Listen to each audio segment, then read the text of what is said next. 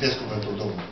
Domnul a vorbit lui Moise și a zis, vorbește lui Aron și fiilor lui și spune-le, așa să binecuvântați pe copiii lui Israel să le ziceți, Domnul să te binecuvinteze, să te păzească Clara. Amin. Domnul să facă să lumineze fața lui peste tine, să se îndure de tine Clara. Amin.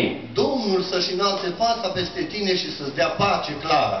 Amin. Astfel să pună numele lui peste copiii lui Israel și eu îi voi binecuvânta. Amin. Amin. Doamne Dumnezeule, pe brațele mele este Clara, un copil hotărât de tine, prin îndurarea ta lua viață.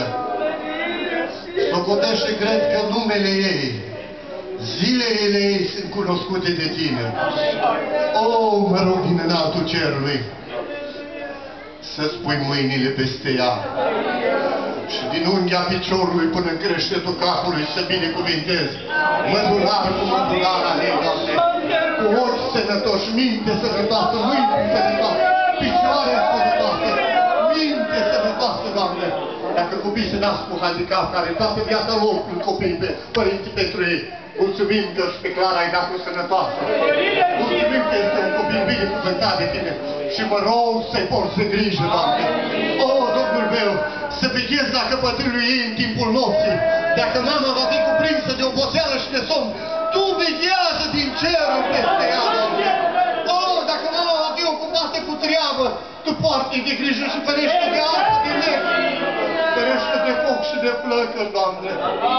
Ferește de accidente când va crește. Dacă viața multora e curmată de aceste lucruri, te rugăm ca această mică fetiță, Clara, copilul tău să fie păzită de tine. O, Domnul meu, și dacă vei ține pământul și va crește, fă să crească la picioarele tale. Se vor uita la Clara, să se uite ca la un copil de-al tău.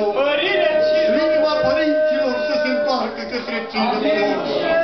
Îți mulțumim că ai binecuvântat-o. Vă rog pentru mama, pentru Anca, Doamne. Dacă la naștere a rămas cu vreo durere în trup, atinge-te de ea. Și mă rog, întărește-o și vă asculte de cuvântul tău. Și să se întoarcă la tine. O, Doamne, dă-i putere atunci când Clara va fi neliniștită. Să-și aduc aminte că e binecuvântată Clara în biserica ta. Să-și plece genunchii, să strige ca la tine, ca la o mamă care are încredere în tine. O, binecuvintează și păzește mai departe. Și poartă-i de grijă să fie o soție ascultătoare și temătoare de tine. O, acum mă rog pentru tatăl, pentru Emi. El nu este aici, dar cred că el se roagă, Doamne, și se gândește la ziua de astăzi.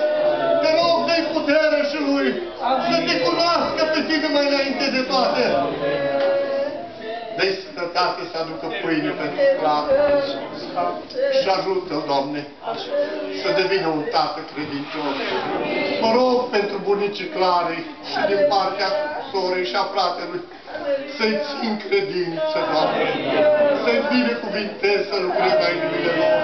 Mă rog să binecuvintez tot neamul lui Clara, Doamne, din pricina ei binecuvintează. Așa ai spus voi, Avram, din pricina ta voi binecuvânta neamul tău și urmașii cei după tine.